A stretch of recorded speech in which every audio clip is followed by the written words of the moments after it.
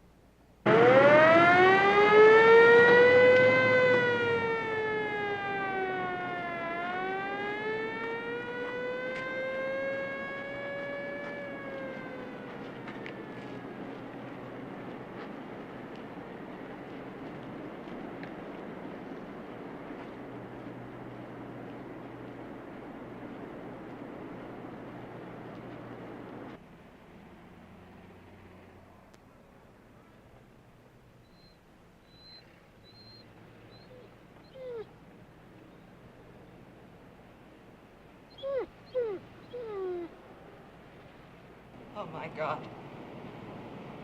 My God.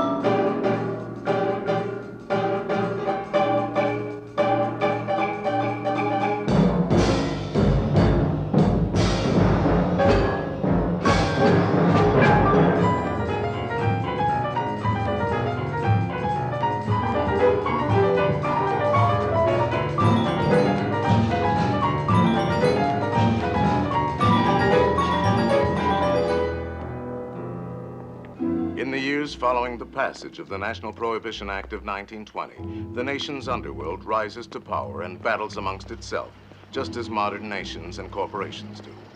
Open periods of gang warfare are followed by peace treaties and attempts at consolidation and monopoly, each of which is shattered as new warfare erupts in quest of the booming bootlegging and vice profits. By 1929, the gangs of Chicago operate 21,207 speakeasies, and their gross income reaches $357 million. 618 members of the city's underworld are murdered within 9 years.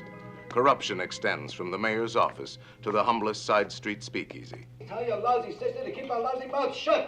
Do me a favor, will you? I mean, just to give her tonsils a break.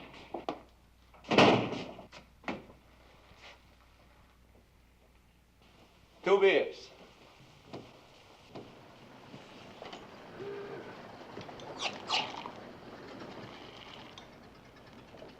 Nice place you got here. Thanks. Do a nice business, huh? Pays the rent.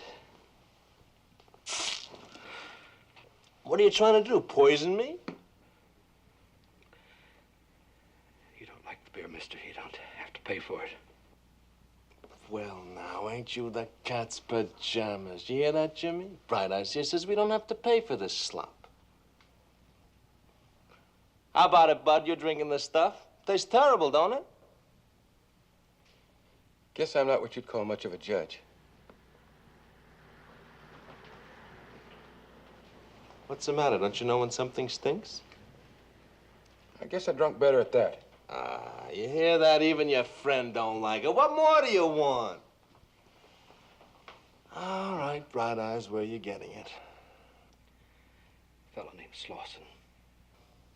Slauson. Only Slauson I know works for Capone. Al Capone. That wouldn't be the same Slauson, would it? Huh? I think it is. How much you move in a week? 5 barrels. 5? A swell joint like you got here? With the right kind of beer, you could double that easy. I'm gonna put 10 barrels in here tomorrow morning, cost you 55 a barrel. Look, mister, you trying to get me knocked off? I can't buck Capone. Neither can Moran. Moran? Only Moran I know drives a streetcar. That wouldn't be the same Moran, would it? My mistake. Oh, that's okay. Anybody can make a mistake. Take me. Why, I could even be wrong about your beer. Maybe it's swell, and it's just you got dirty pipes. Happens.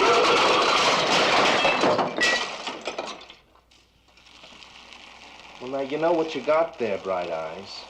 It's not the pipes at all. It's green beer. Hey, you can smell it. See what I mean?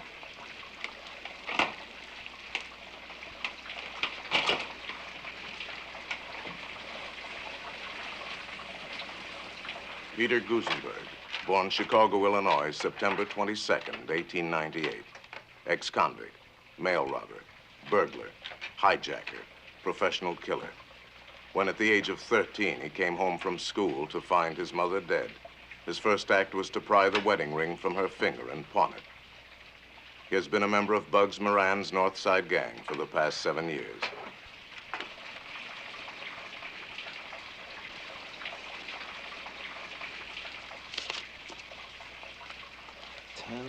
Barrels, starting tomorrow. And don't forget, I'm doing you a big favor.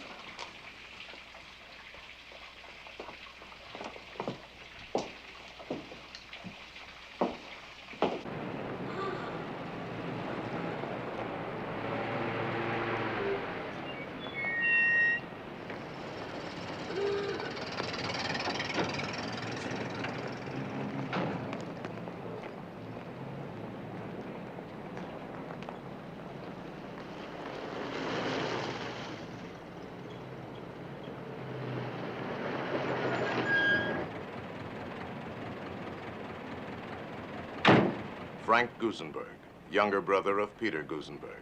Born Chicago, Illinois, October 11, 1902. Burglar, car thief, extortionist, professional gunman. Member of the North Side gang for the past 9 years. He is married to 2 women simultaneously, but lives with neither.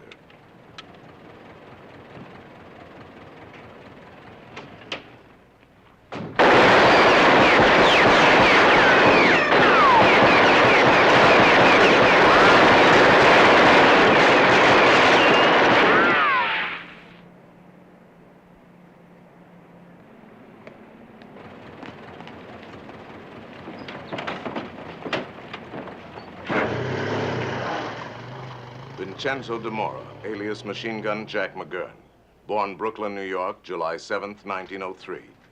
When he was 9 years old, his father was murdered. By the time he was 20, he had personally killed every man connected with his father's death. He has recently become a top triggerman and extortionist in the Capone organization. Just where the hell were you? Nothing I could do, Jack. Guy came up like right out of the woodwork. First I know, the door is open and he's blasting away. You make him? Yeah. One of Moran's boys, Frank Gusenberg.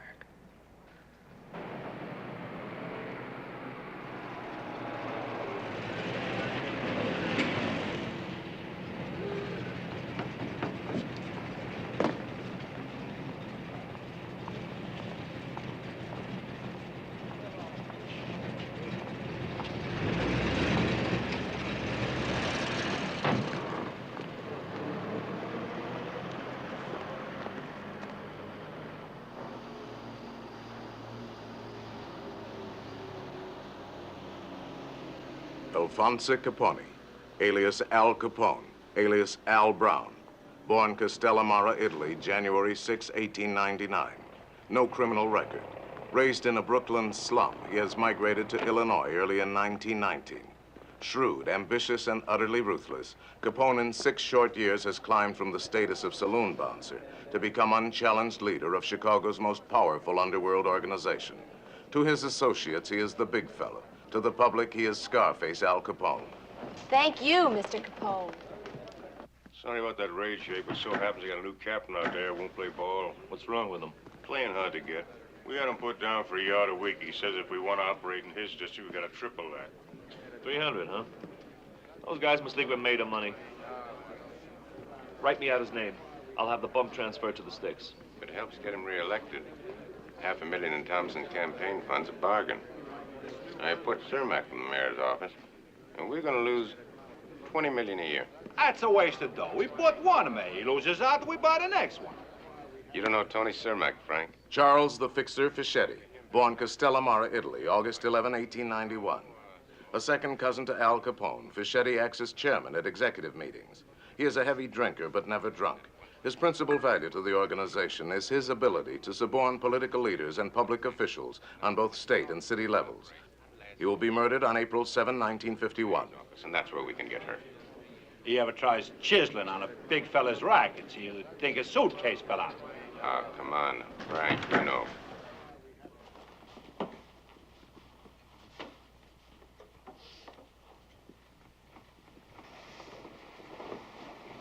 Hello, Al.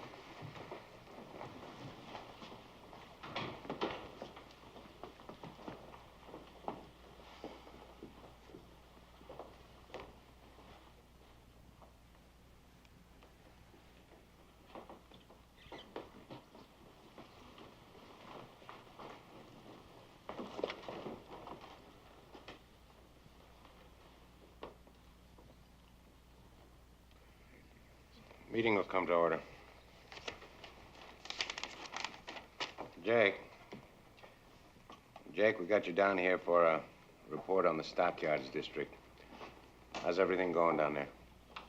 I'll read you the figures and let you tell me, okay? We took over that territory from Joe Saltis at the end of last October. And right away, things got better. For example, beer sales for the 30-day period ending December 15 are up 21.4. Jake Greasy Thumb Guzik, born Peoria, Illinois, November 9, 1894. A one-time proprietor of a string of suburban houses of prostitution, Guzik is now in charge of all bootlegging sales and distribution for the Capone Syndicate. He will die of natural causes on July 11, 1956. I've been telling you guys for months that when it comes to selling beer, that big Polak don't know his hat from third base. For Christ's sake. All I get out of you guys is talk. The rest of the time, you're strutting around with dollar cigars and your kisses like a bunch of bankers. Big shots. Well, what's wrong, Al? What's wrong? You guys just get off the boat or something? Huh? Am I the only guy around here who knows what's going on in this town?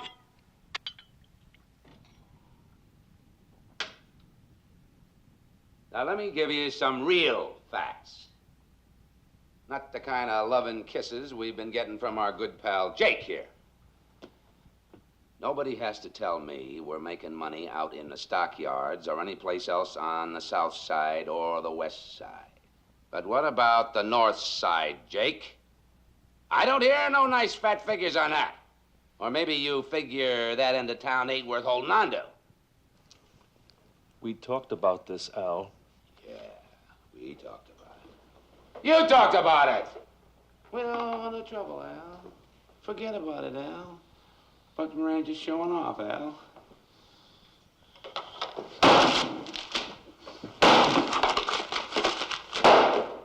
That's what I think of your figures, Jake. Now you're gonna get some of my figures.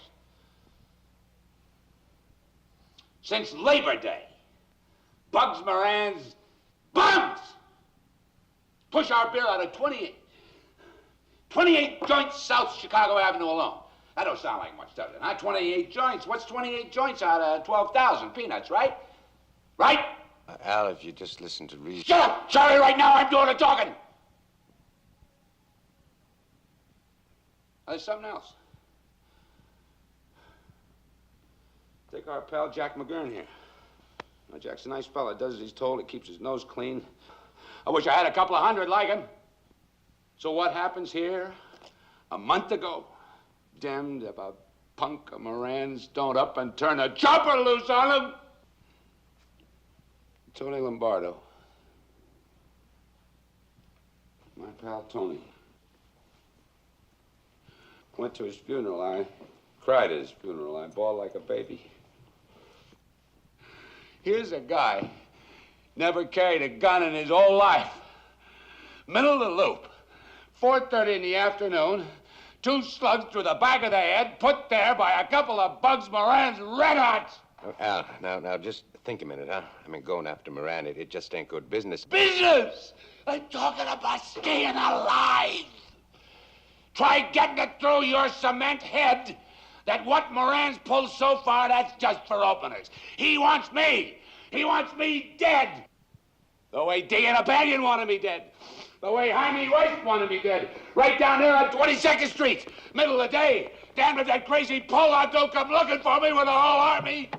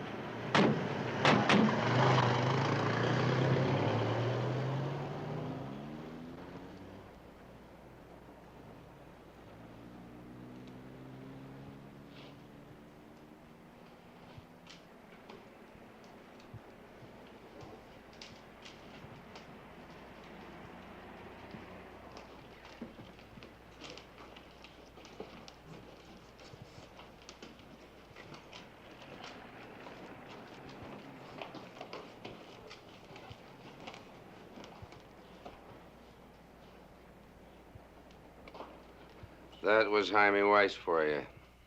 And right now, Moran's getting set to pull something just as crazy. Well, the hell with that! We're gonna get him before he gets me. I want that Irish son of a bitch hit. All right, Al. You want a Moran hit? We hit him. Of course, it's going to take a little time. And Now, wait a minute. All right, Al, you're sore, huh? Okay, nobody's saying you haven't got a right to be sore. But now, you remember... You want to argue with me, Charlie?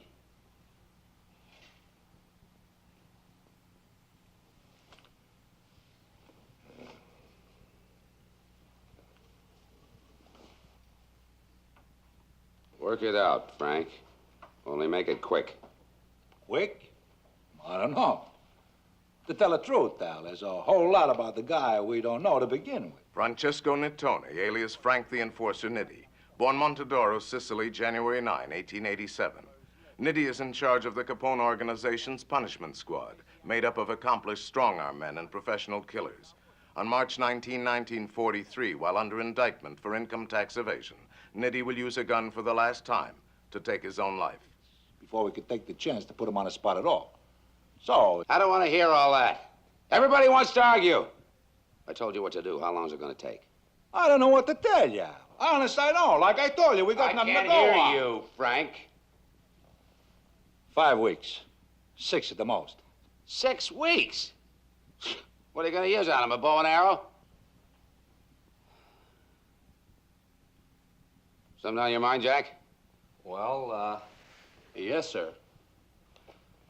Maybe I'm wrong to butt in like this, but the last couple of months I've been doing a little checking up on Moran. He lives at the Belden Essex Apartments on Lincoln Park West, apartment 5C. Uses the name George Miller. He's crazy about his wife and kid. He stays home most nights. Never goes anywhere without 2 torpedoes, Willie Marks and Ted Newberry, both bad guys to tangle with. If that's any help, Mr. Capone. You left something out, Jack, where he buys his DVDs. I said I wish I had a couple of hundred like him. Now you know why. Come here, Jack.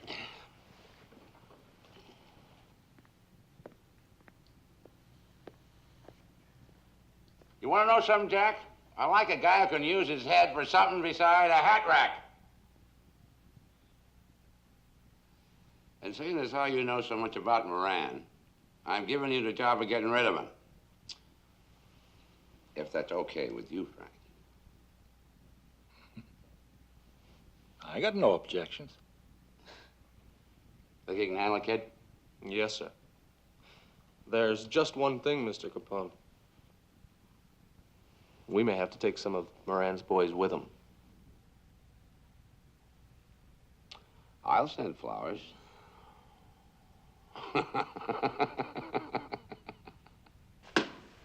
I'm not scared of a war with Capone. It's gonna be him or me.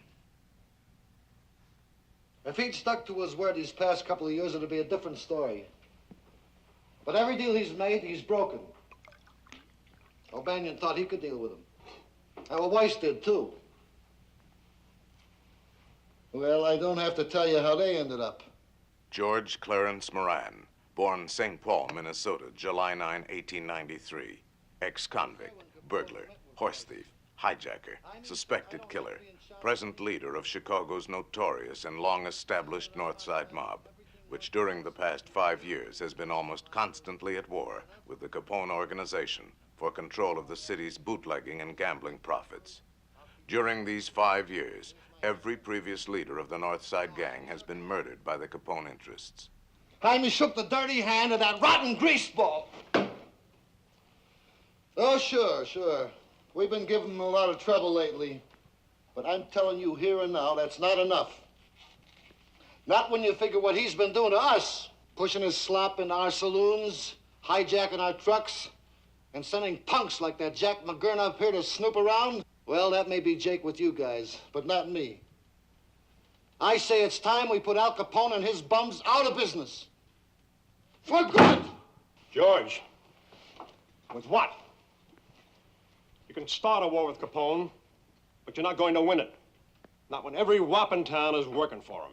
I know some that aren't. Joey Yellow's mob. That 5 and dime punk. Capone don't even know he's alive. Jimmy, that's no way to talk about our new partner. Hey, wait a minute. What is this, some kind of rib? Sit down, Frank. Since when do we hook up with a bunch of crummy spicks?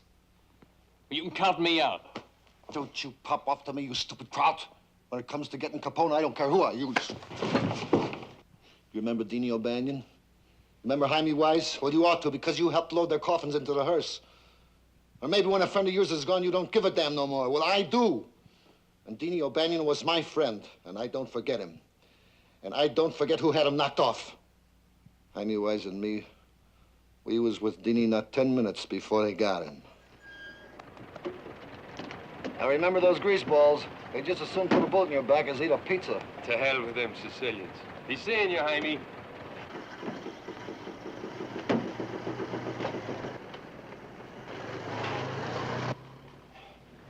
Morning, Johnny.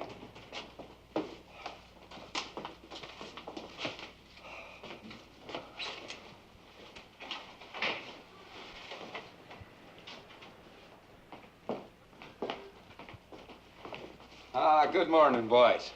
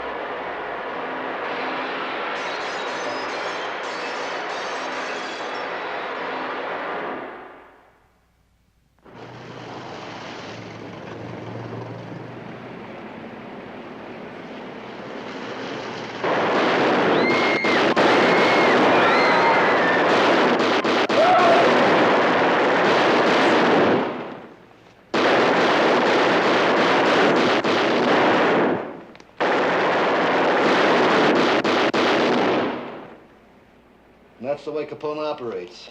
That's the murdering double-crosser who swore up and down he'd keep the hell out of the North Side. Well, I'm not waiting around for Capone to put me in no cemetery.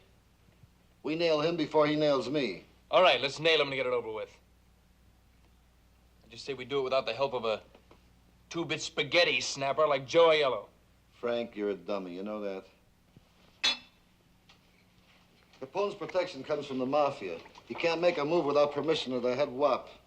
And he can't be the head himself because he's not Sicilian. So he's got his own man, Patsy Lolordo, running the outfit. Now, your spaghetti snapper, Joe Aiello, is a pal of Lolordo's. He helps us knock over Lolordo, then he takes over the Mafia. And that's when we take old Scarface for a nice one-way ride. And if it don't work, he'll take us for a ride. Well, it better work because I'm putting you in charge.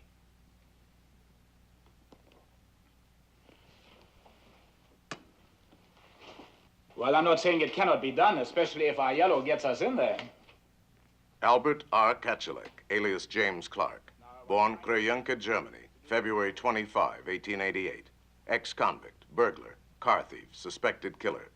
Since marrying Bugs Moran's sister 5 years ago, he has become the number 2 man in the Moran gang. And then we need a good driver for the getaway car. I don't care how you do it. Just get rid of Patsy Lolordo. Quick.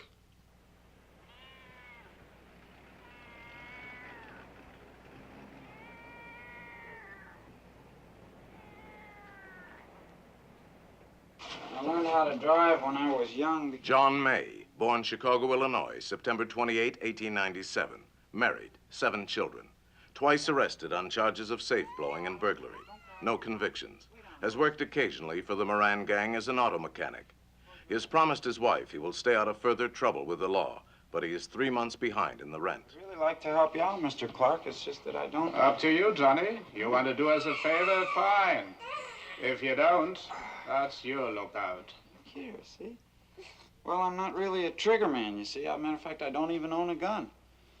And if there were any shooting to start, I'd... Well, I tell the cock-out world it won't be you. Think we want some lousy amateur gumming up the works? Why, I wouldn't even let you kill my own mother. The Gusenbergs will do the shooting, Johnny. All I'm asking you to do is drive the car. That and maybe use a little muscle if things get rough. Pays $100. Now, are you in or out? It's $100 for the whole job? Uh-huh. I'll do it.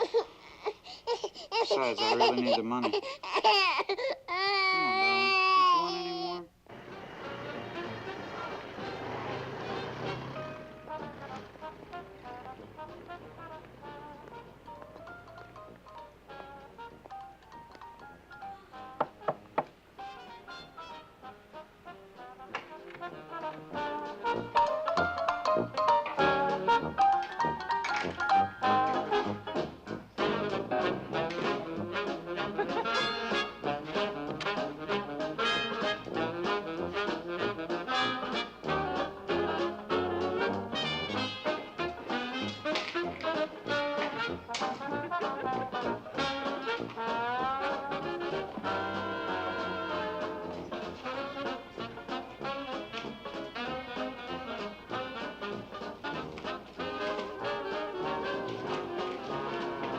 Nicholas Sorello, born Marsala, Sicily, May 13, 1872.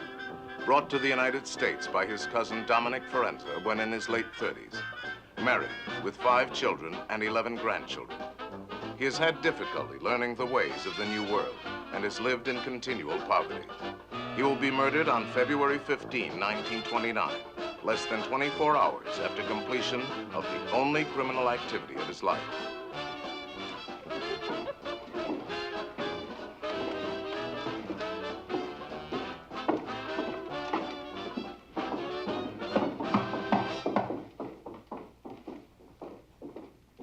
Come in.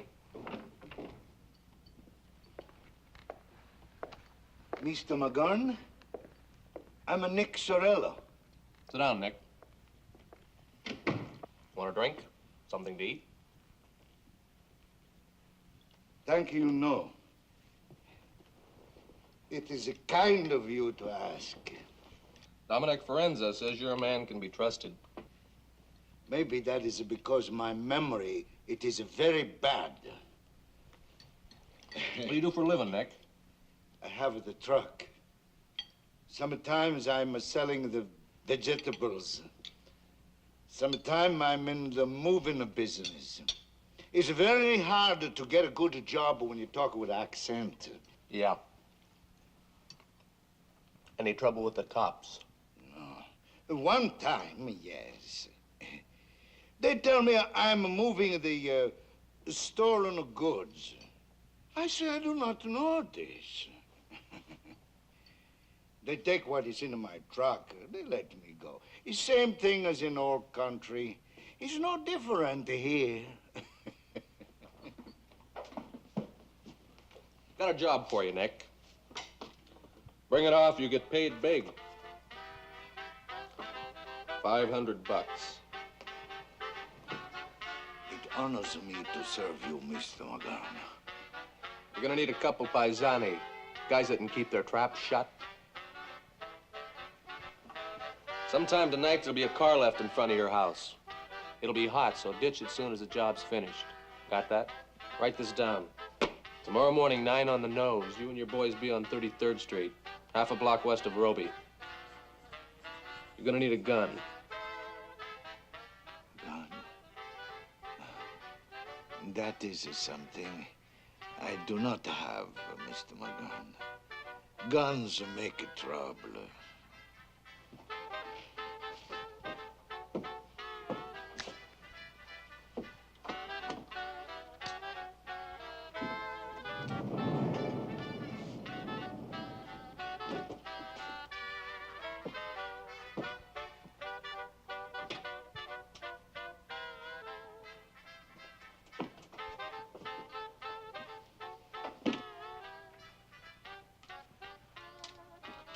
No bullets, no trouble.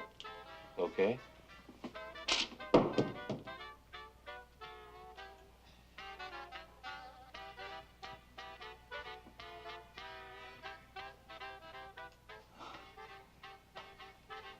Okay.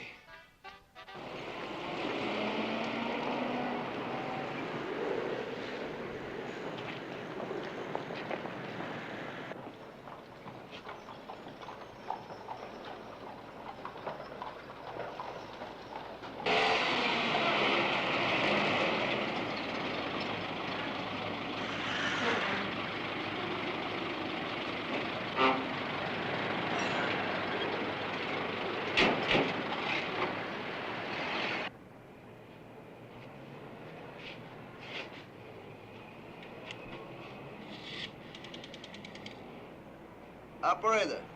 Yeah, lady. Get me the cops. I just seen a hijack being pulled up. Johnny and me got our end of it down pat. Now all we need to know is... Yeah. Mr. Moran, is Nick Sorello. I'm Mr. Sorello. I don't think I know you. Yeah? Yeah? What label? Uh-huh. How much you asking? All right, suppose you call me back in an hour and a half. Yeah, do that. What was all that about? A guy named Sorello. He's got 80-odd cases of old log cabin he wants to peddle. $56 a case. Price seems all right. Yeah, but is he all right?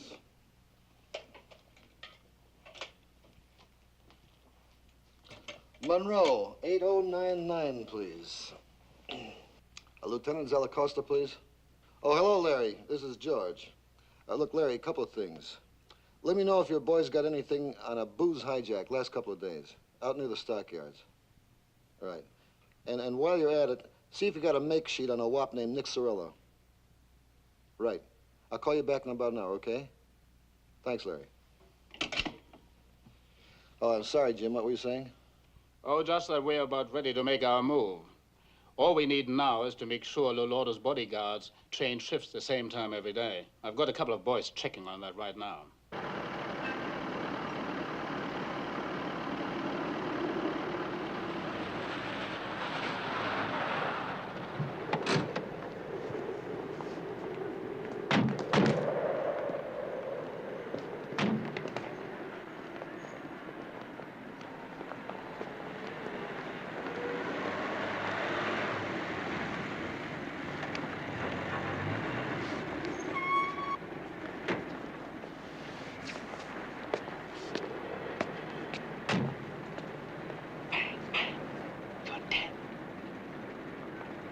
Alfonso, carissimo. Pasqualino, scalda il cuore. A vederte, Pasqualino. Come in, come in.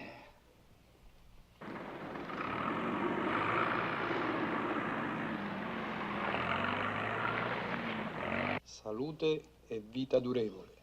Altrettanto.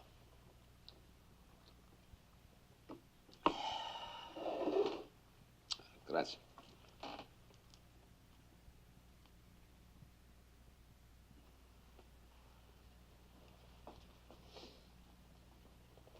Betsy, bugged Moran's been stepping out of line. I've told the boys to go ahead and fix his wagon. This I do not like to hear, Alfonso. Maybe if you would talk things over? Talk hell! I talked to O'Brien and he laughed at me.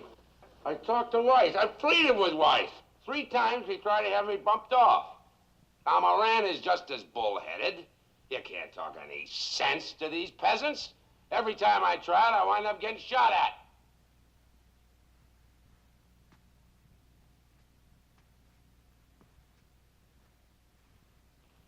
I'm not asking you, Patsy. I'm telling you. I'm getting rid of Moran. Così sia, compare. You and I, we will not quarrel over the life of a worthless man. I'm letting Jack McGurn handle it. He wants 2 mafia boys on the choppers, Scalisi and Anselmi. Same dough we paid for knocking off Jaime Weiss, okay? As you wish, my friend.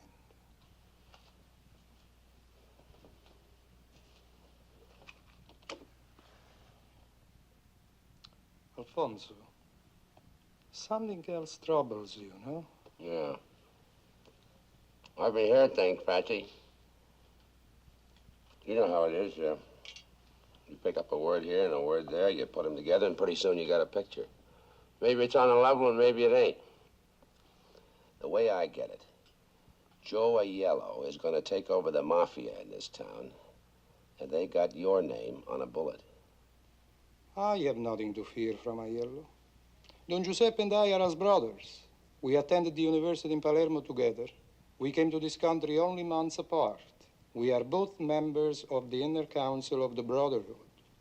No, Alfonso. I thank you very much for your concern for me. But what you have heard is not true. I know this.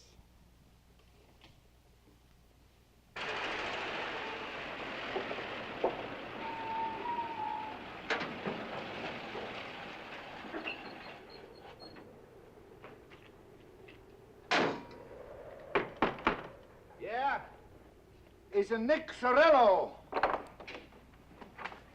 Get it. Get it! Who else you got out there, Nick? Is it just a couple of two, my good friend? They come help me to... Get him in here. And Mario! Joe! Avanti! Come on, come on. Come on.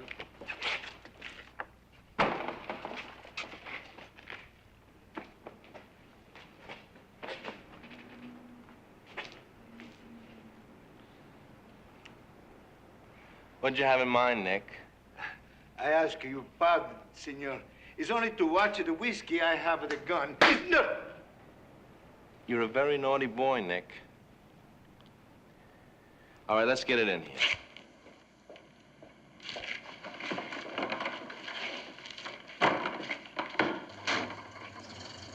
Dr. Reinhard H. Schwimmer, born Chicago, Illinois, December 1, 1896. Twice married, twice divorced.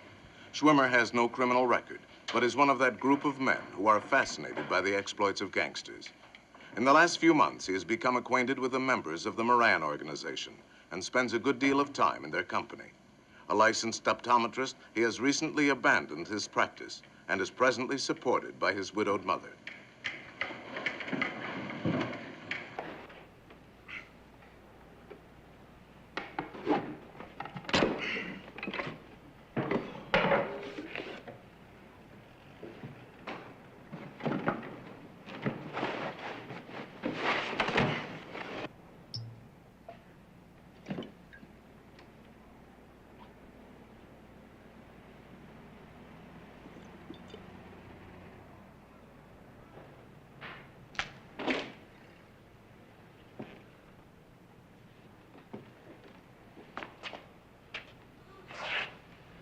Okay, Nick, get it unloaded. The money. Signore, first you pay me the money. Don't worry about it, Nick. We'll send you a check. You pardon, signore. Myself, I talked to Mr. Moran on the telephone. He said, okay, Nick, I pay you the cash. $56 a case for the first class stuff. Hey, you taste, huh? It's the first class stuff, no? Okay. Now you pay me the money. We take him off of the truck.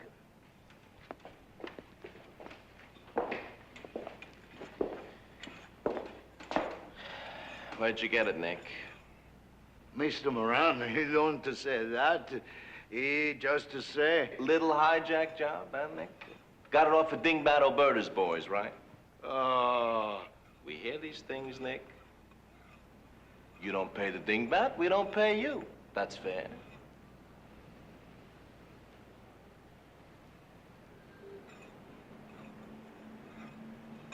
Okay, move it. You'll get your dough. Move.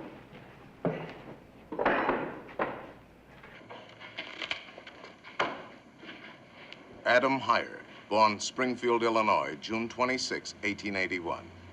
Criminal record, 1 conviction for operating a confidence game. Married twice, 1 child, a son by his first wife. As a qualified accountant, Heyer acts as bookkeeper and collector for the Moran organization, as well as handling payoffs to local politicians and the police. His wife has been ill for several years, and he is careful to conceal the true nature of his business from her and from their friends.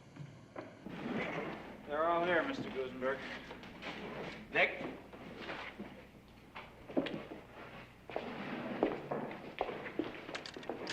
Stuff checks out. All log cabin uncut. How many cases? It's 82. Myself, I counted them. Nick wouldn't lie to us. He wants to stay healthy. Ain't that right, Nick? That's 82 cases. $56 a case. That figures $4,592.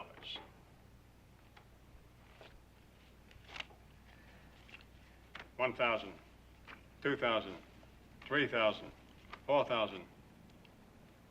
1, 2, 3, 4, 5. We'll make it even money. $4,500. $500 for handling charges, Nick. When we help unload a truck, we get paid. Check? 1,000 thanks, signore.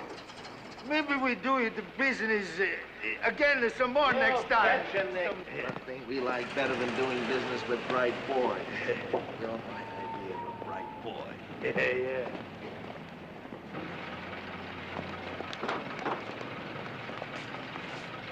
Bigger shot. Some of the money, they steal it back from me. More than $500. I figured they would. In fact, I counted on it. You got one more job to do.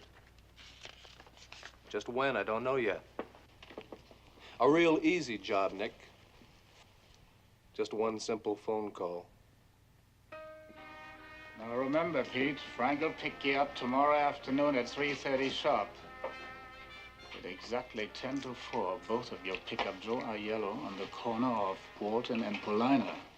Now, the three of you gotta be upstairs and in your lawyer's apartment at 5 to 4 on the nose. You got all that? Don't worry about me. I can handle my end. You better do your worrying about a yellow. I think he's all right, but if something goes wrong, I'm counting on you, Pete. See you.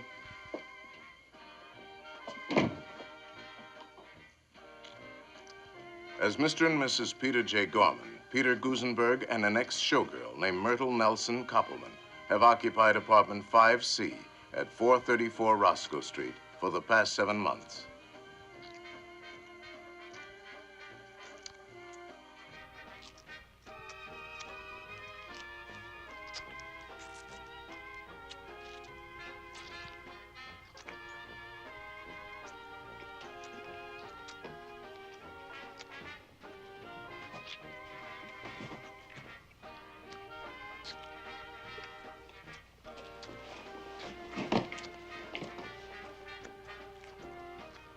Mert? You gonna lay there reading that thing all night?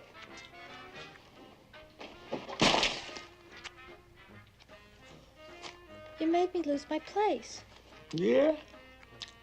Come on over here, I'll find it for you.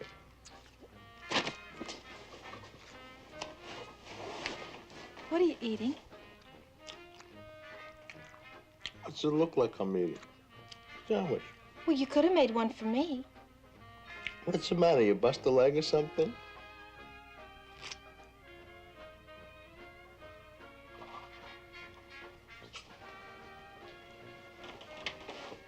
Pete, guess what? You know that coat you got me for Christmas? You told me I could exchange it because it was too big. So what? Well, I did this afternoon for a nicer one. Nicer? What do you mean, nicer? That coat set me back 750 smackers. I know it did, Pete. You've been awful good to me. And don't you think for 1 minute I don't appreciate it. It's just, well, this one I couldn't resist, that's all. I know. You just sit right there. I'll go put it on for you. You'll see how nice it looks.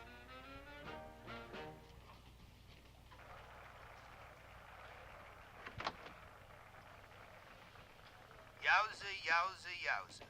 This is Ben, Bernie, and all the lads coming to you from the College Inn of the Hotel Sherman. And now for all you lads and lassies listening in the great Midwest, we're gonna play stumbling. Let's stumble a bit, laddies.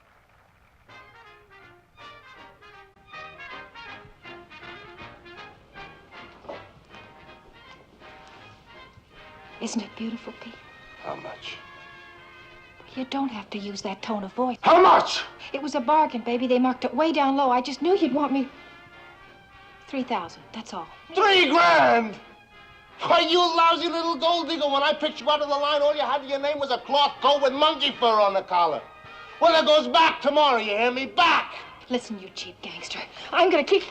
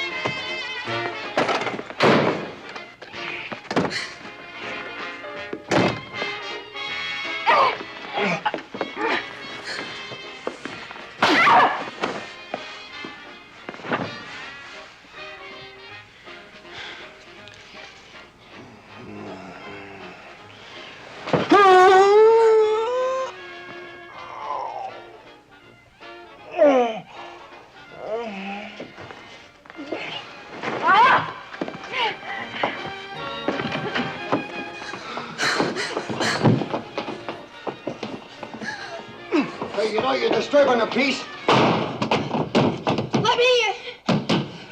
Chief gangster! I'm gonna call the... When interviewed by the press some weeks later, Myrtle Koppelman had this to say. Oh, Pete and I have been married about a year. I can't remember exactly where we were married, except that it wasn't in Illinois. Well, I had no idea Pete was a gangster.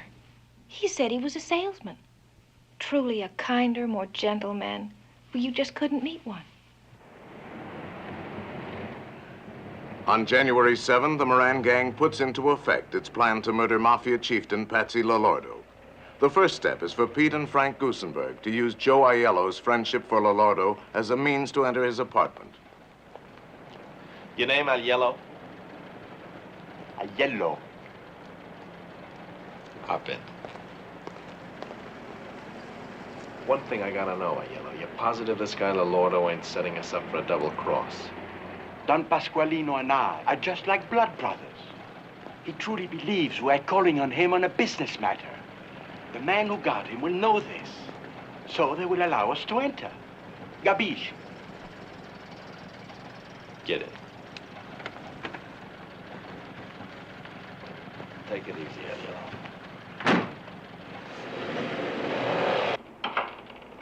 The second step of the plan to murder Patsy Lolordo is the systematic elimination of his bodyguards.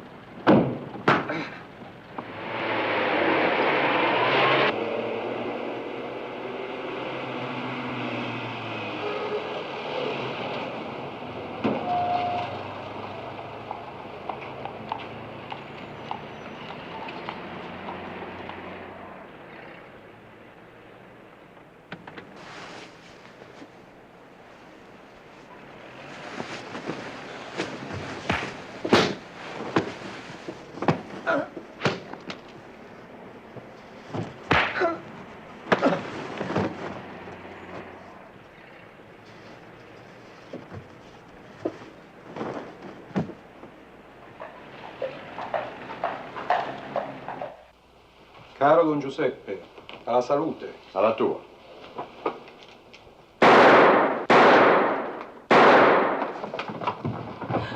Pasqualino, che è successo? Dio mio! Mio marito è ammazzato! Aiuto!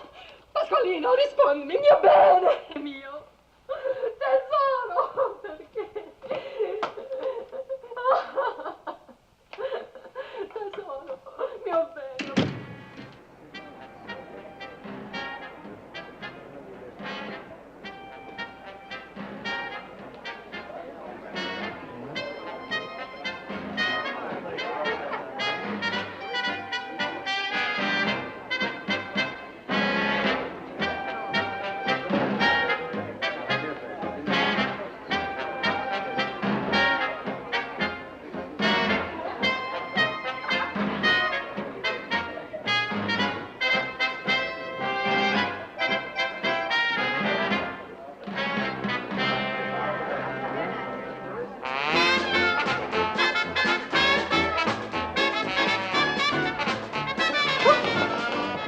Judge, the trouble with this country today is its morals are all shot. I mean, look at the young people. Girls, smoking cigarettes right out in the streets. And necking in the backseat of a car and wearing skirts so short you can see everything they got. And fellas packing a hip flask full of rot gut whiskey, driving around half drunk. You're perfectly right, Mr. Capone. I see him in my courtroom every day. Drunk, disorderly, defiant. I hardly know how to handle them. What these kids need, Your Honor, is a good working over with a razor strap on their bare behind. Boys and girls. If any kid in my... Excuse me, Your Honor.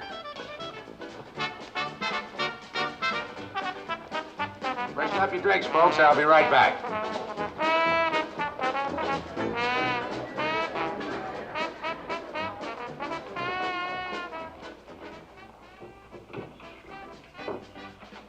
Hello?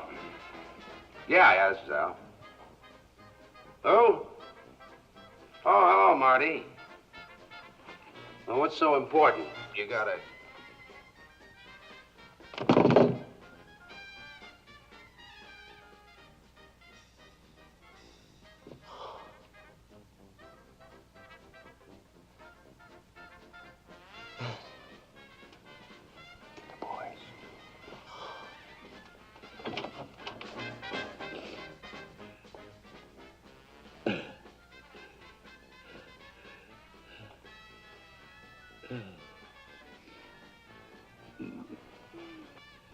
What is it, Al? What's wrong?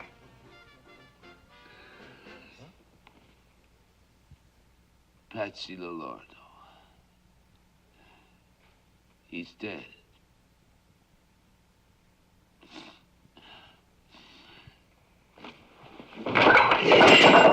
Murdered him! In his own house! Shot him! His friend! Traditore! Carogna! Che lui! I figli dei figli! Al, there's people... Marcino nell'inferno per 1 milione d'anni! All right. Who killed him? 3 men. 2 of Moran's punks. And Giuseppe Aiello. Aiello? Yeah.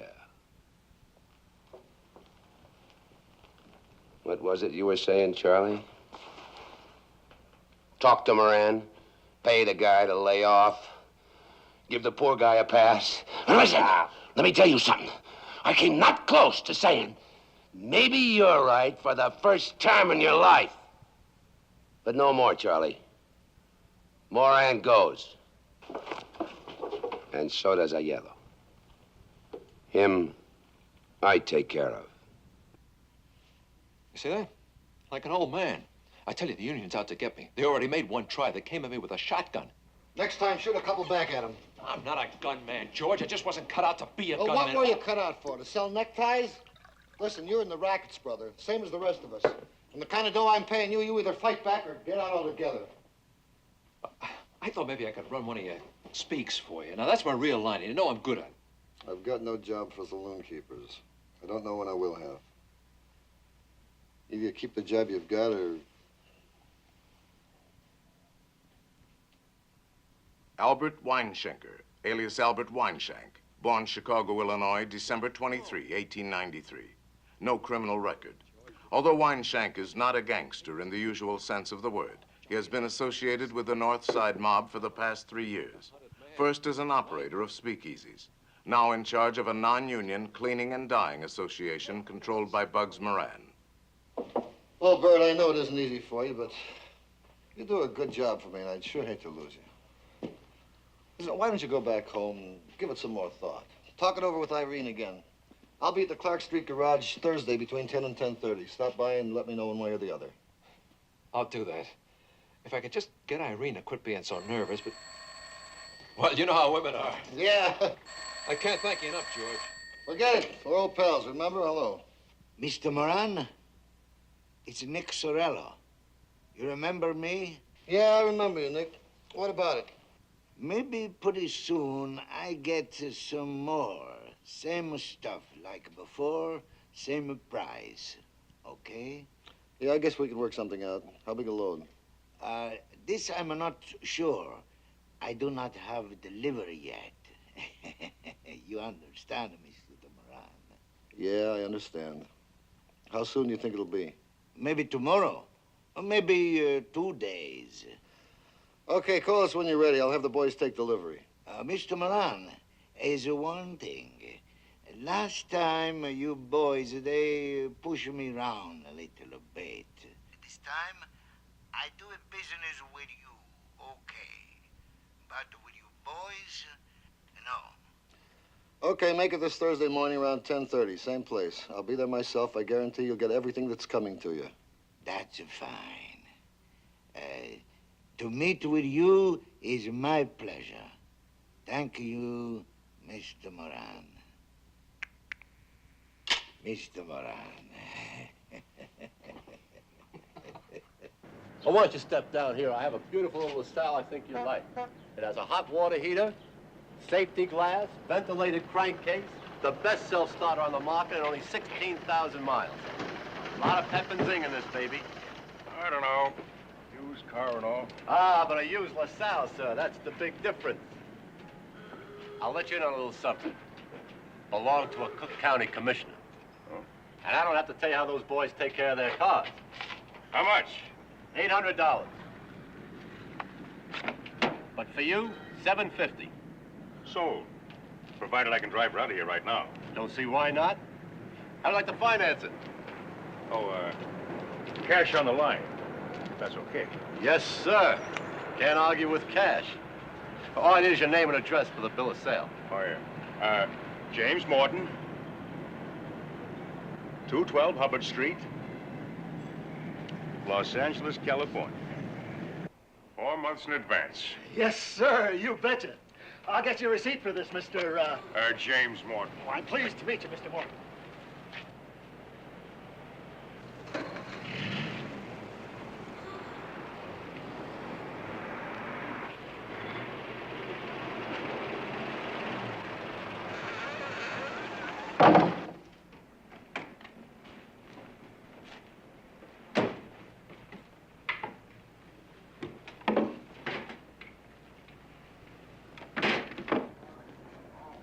On the evening of February 11, Angelo Molina, a second cousin of Joe Aiello's, buys a train ticket to Los Angeles. Aware that Al Capone has discovered his part in the murder of Patsy Lolordo, Aiello will use the ticket to board the train at the last minute in an effort to escape the vengeance of Capone. Who says people are getting fed up? Papers? These guys on the radio, what do they know?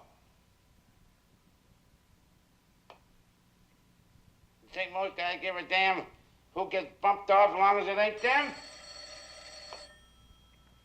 Listen, I know people. I'm making my business to know people. They get a big kick reading in the paper where some poor stiff gets taken for a ride. Hello? Yeah, Frank? Wait for me. At the barber shop. Come on, kid. Stick around, guys.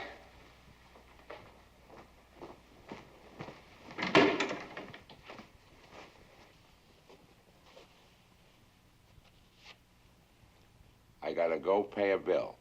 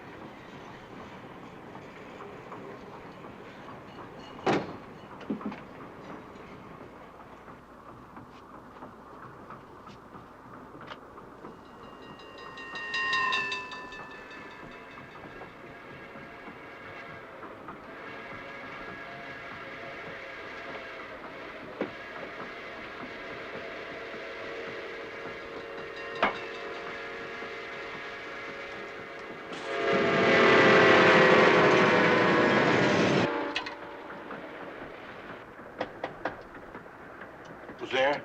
Ticket. Just a minute.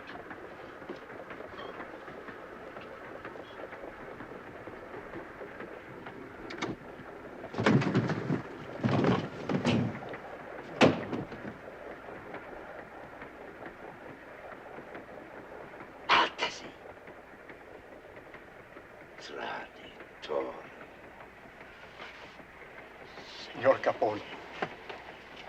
Siamo due uomini, braveggiatori, ma se... Basta! Assassino!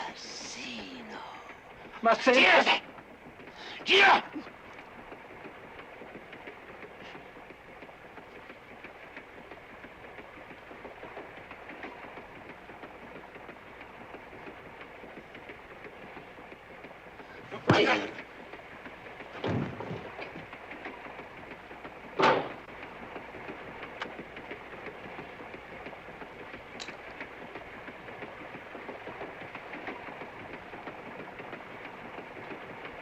Il vero t'aspetta, Giuseppe.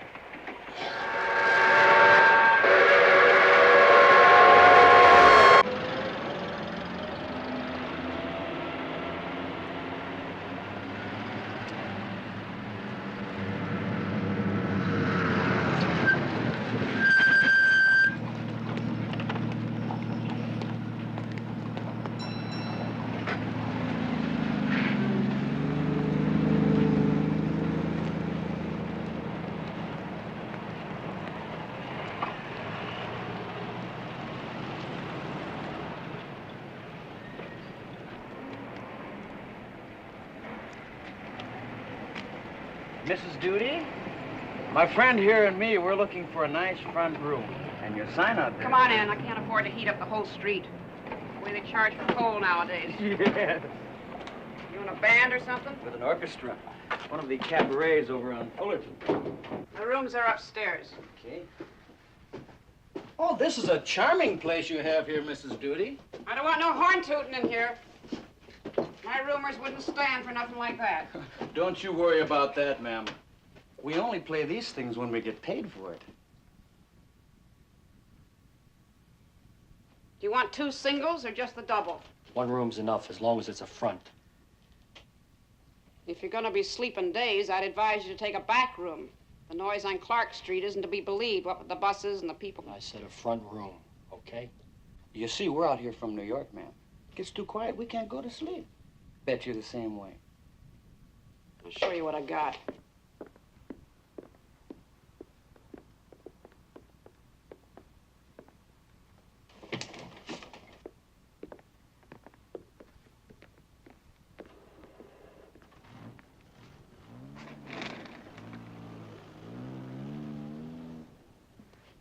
Well, it's a nice room, Mrs. Duty.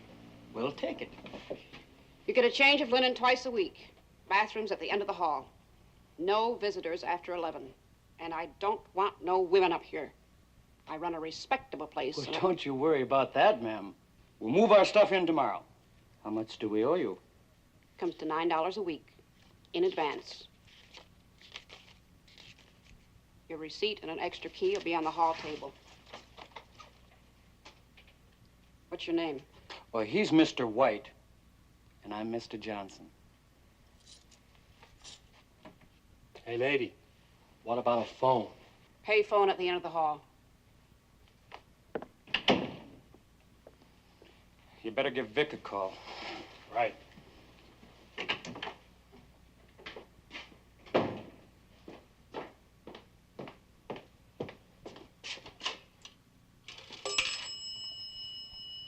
Long Beach, 6599.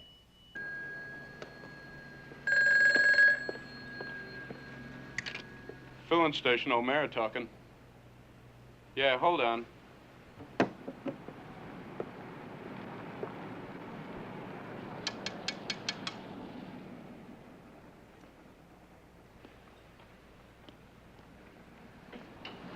Phone.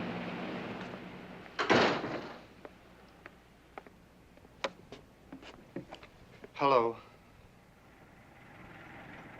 He just stepped out. Any message? I'll call him back. Okay.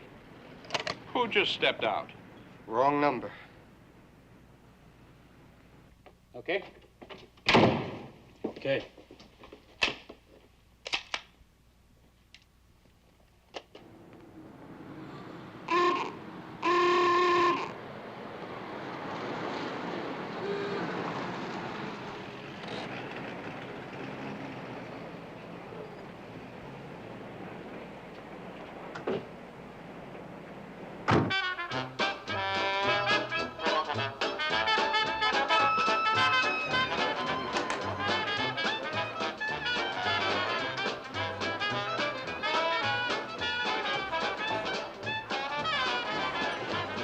Out for some fun tonight, eh, boys? Well, you come to the right place. I've been here before, you know. Thought I recognized you. That'll be $2 a piece.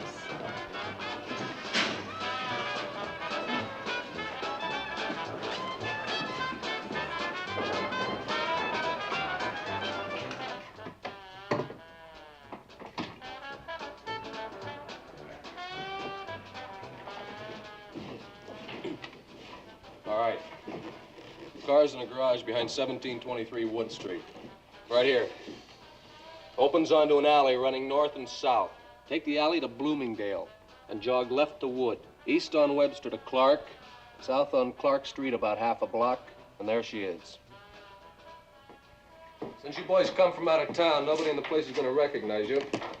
All you got to do is act like cops.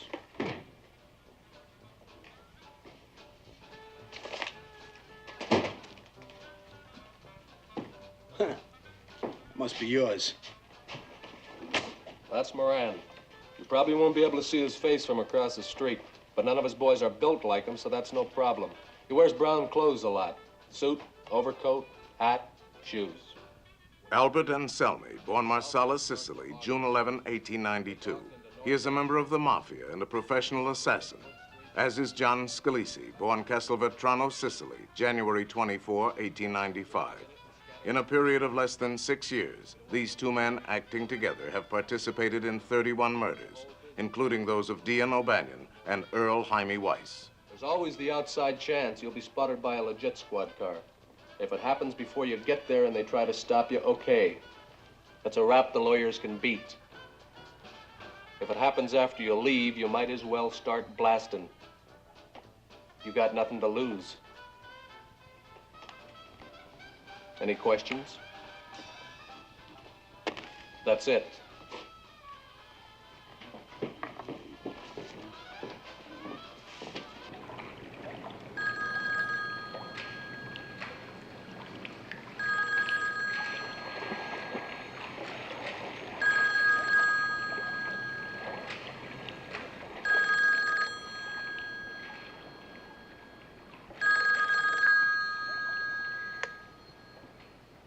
Hello?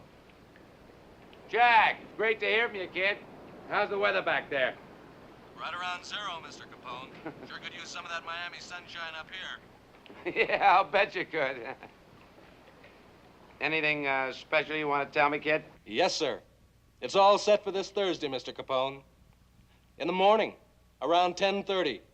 We got a nice Valentine all ready to deliver. Valentine. Hey, that's right. This Thursday's Valentine's Day. Ain't that a hot one? A Valentine for Bug. Say, Jack, just make sure it's a great big red Valentine, huh? At 6:45 on the last morning of his life, John May takes an early bus to work.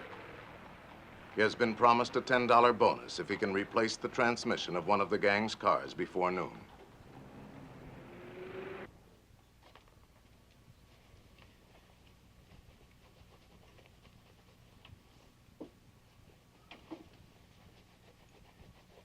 At 7:02 on the last morning of his life, Pete Gusenberg is considering ways to rid himself of Myrtle Koppelman. There are plenty more where she came from.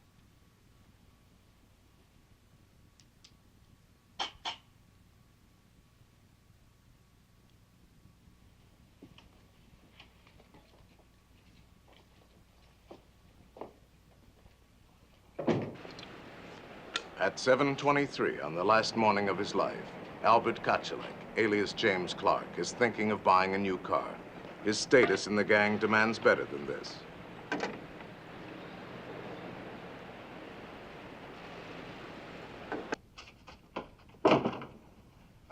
You should have woke me, Ma. I'd have had breakfast with you.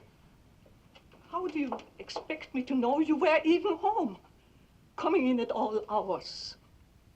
You said you would be here for supper. I'm sorry, Ma. I ran into a couple of friends. I might have guessed. Where those friends of yours are concerned, you don't have a mother.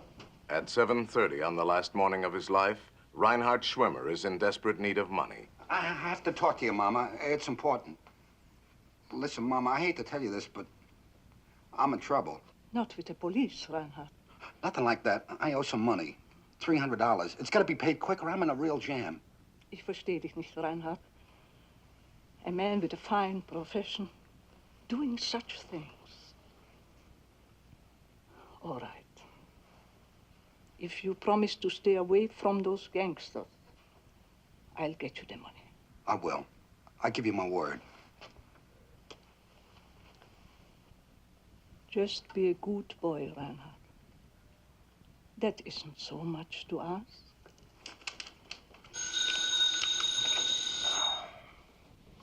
Hello.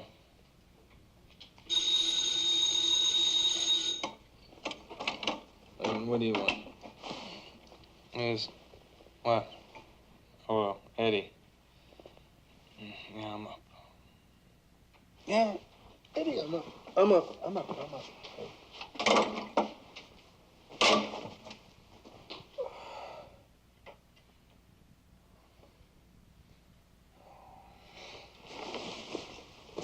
What's your hurry, honey? You think I like sitting around here and listening to you snore? Stick around, hot stuff. We'll open a keg of nails.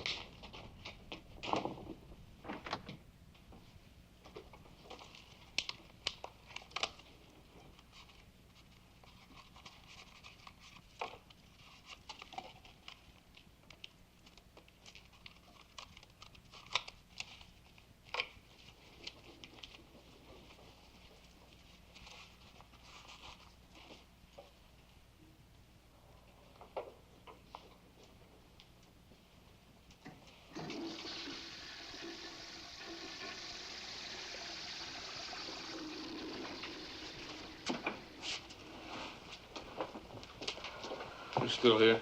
Look, mister, you owe me $25. And I don't leave until I get it.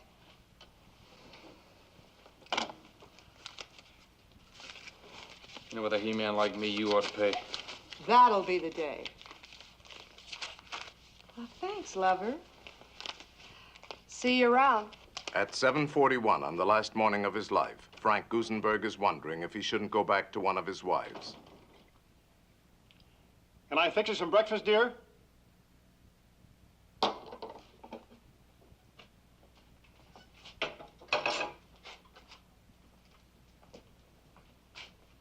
At 8 o'clock on the last morning of his life, Adam Heyer is calculating how much the cost of an operation for his wife will take from his savings.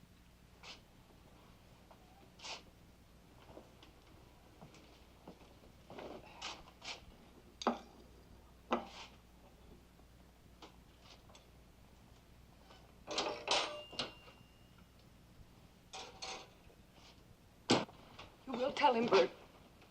You won't back down, promise me. Don't worry, honey. I'm through. I walk in and say, "So long, George. I won't be seeing you anymore," and walk out. Finished. Thank God.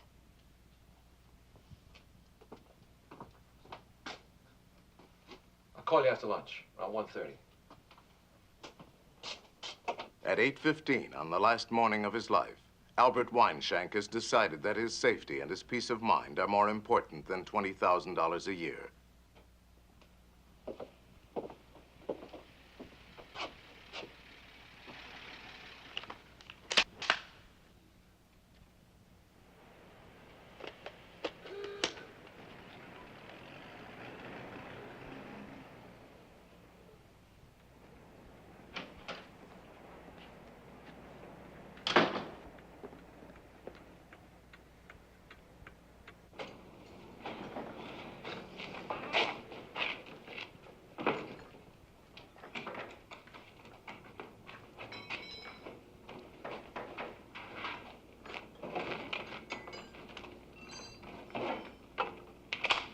Listen to this.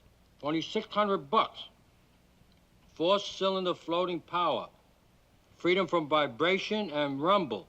That makes driving a constant delight. Increased speed. Alex. And Moran?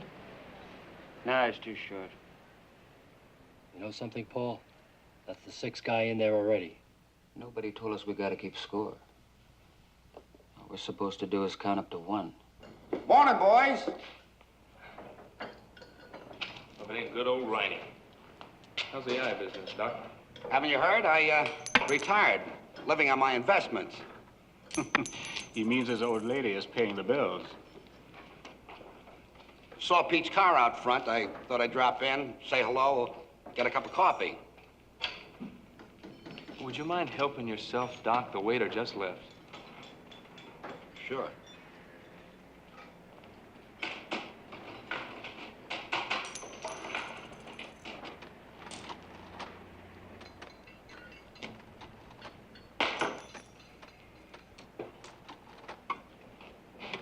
How's it going, Pete? Okay.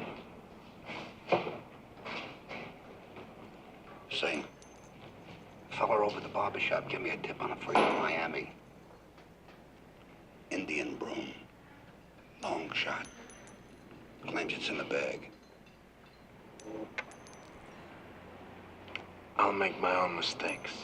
Okay by you? Sure, Pete, sure. Just thought I'd pass it along for what it's worth. You know?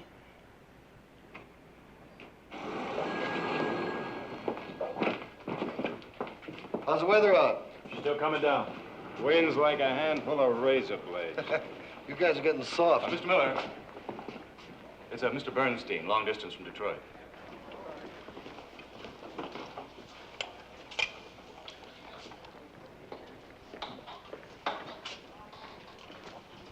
Yeah, George. What's so important? What's keeping the guy? Bingo. Right height, right build, even the right clothes. That's our baby. I can let him have it right now. Ixnay, pal. We'll let him have it if he comes out the door. Go call Vic. Go on.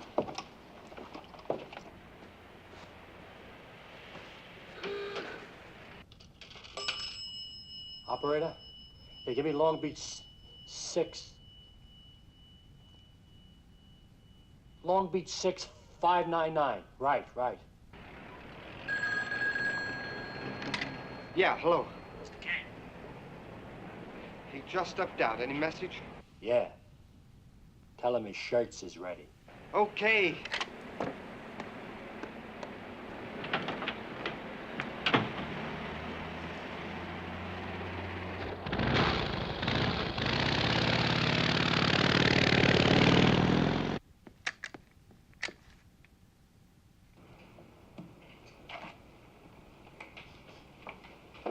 Hey, what's that all about? Garlic. In case the bullets don't kill you, you die of blood poison.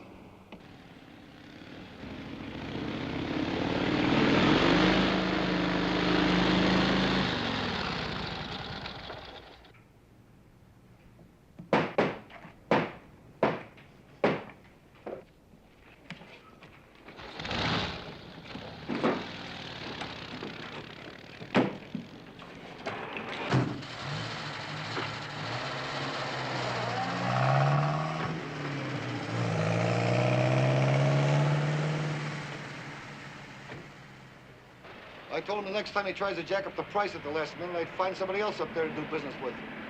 I had to stick a pineapple in his hat.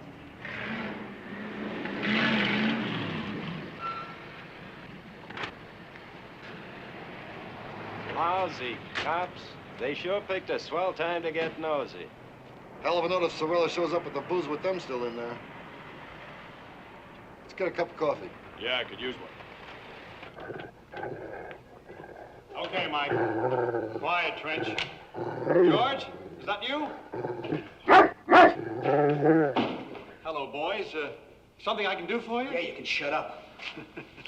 I'll line up, all of you. Face that wall. You, over there. Come on, move. No way. You two. All right, you two, let's go. Listen, Buster. You better be kidding. Move. Nosy flat feet. Wait till you hear about this downtown. Move! Hey! You! You on the car! Let's go. Officer, I'm just a mechanic. Thank you. Let's go. All I do is work on the automobiles. I don't know Move, what to do with these people. Come on, move. Hands on the wall. Lean on it.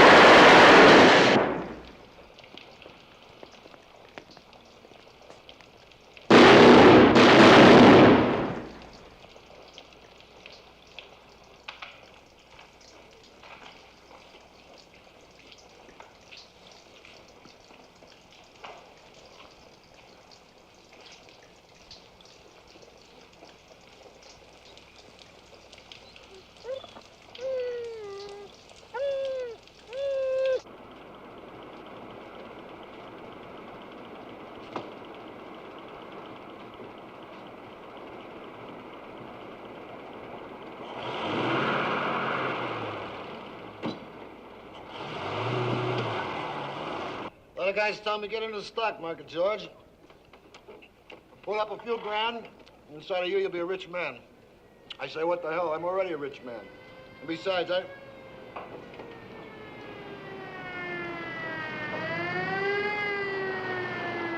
Must have been a bad accident. The way people drive today, you're lucky. Hey, Kenny, the cops just killed a bunch of hoods in the garage up the street. One of them was Bugs Moran.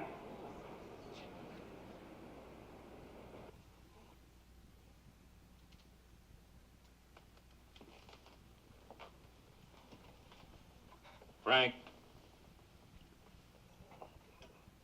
Can you hear me, Frank? Who shot you, Frank? Who did it?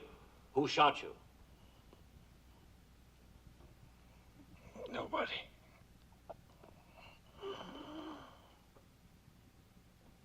Nobody shot me. Your brother's dead. They're all dead. Come on, who did it?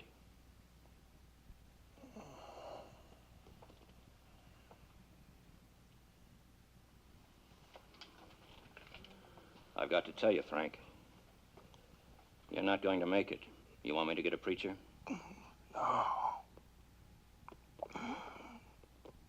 Just leave me alone. You don't want to let them get away with this? Come on, help us. It's cold. It's awful cold. Fix this thing, will you?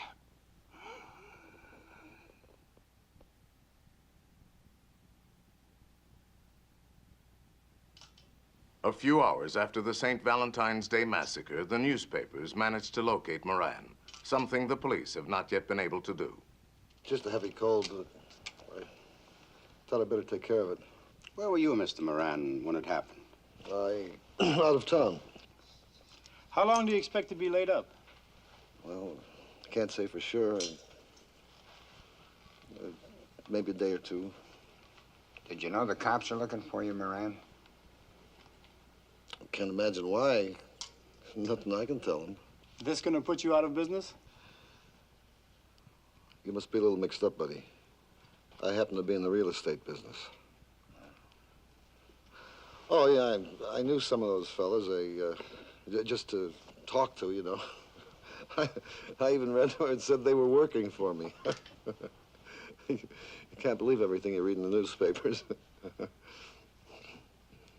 Mr. Moran, there are a lot of people around town who are saying it was actually the police who killed those 7 men. Do you think it's possible? You must be new around here, mister. Only Al Capone kills like that. Well, make yourselves a drink. You know, I'm always glad to have you people drop around. But believe me, this is one time I'd like to know the answers. Mr. Capone, I wonder if you saw those awful pictures of those men in the newspapers. I glanced at them. Terrible. If you don't mind telling us, Mr. Capone, where were you when it happened? Why, right here in Miami. In fact, I was in a meeting with your district attorney that same morning. Do you know this Mr. George Moran personally? I met him once, a few years back. I doubt if I'd recognize him on the street. The Chicago authorities insist you were behind the massacre. Any comment on that, Mr. Capone? Well, I'm not surprised. They blamed everything on me since the Chicago fire. Did you hear what Bugs Moran told the Chicago papers? He said only Al Capone kills like that. Yeah? Well, I'll tell you what Al Capone says. And you can quote me. They don't call that guy Bugs for nothing.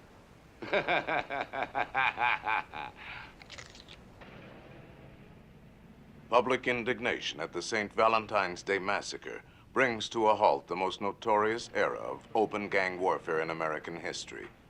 Later in the century, the gangs will rebuild so that by the 1960s, their power will be far above that of the 20s. Once more, law enforcement agencies will be aware of the names of the syndicate leaders.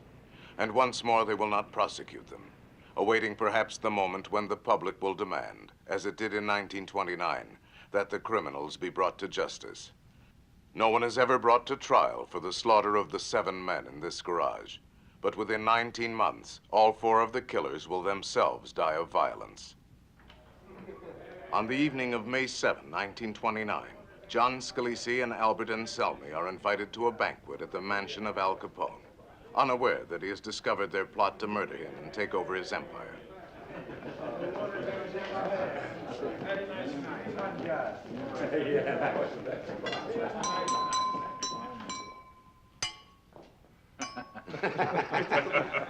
I want to make a toast to my good friends, Giovanni Scalise and Alberto Anselmi.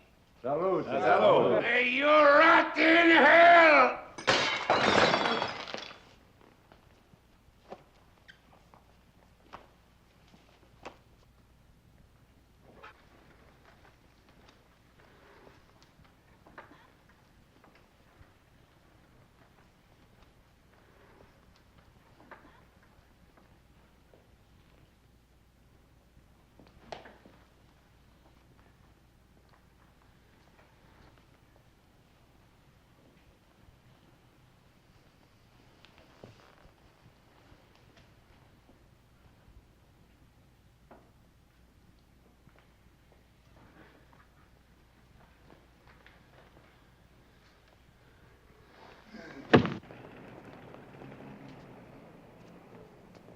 Of the 2 supposed police officers involved in the massacre, Boris Chapman is shot to death on January 5, 1930, while attempting to rob a St. Louis jewelry store.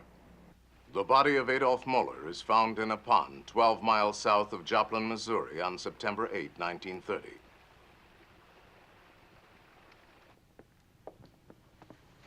Vincenzo de Mora, alias Machine Gun Jack McGurn, is murdered in a Chicago bowling alley on February 15, 1936. Almost exactly 7 years after the St. Valentine's Day Massacre he masterminded.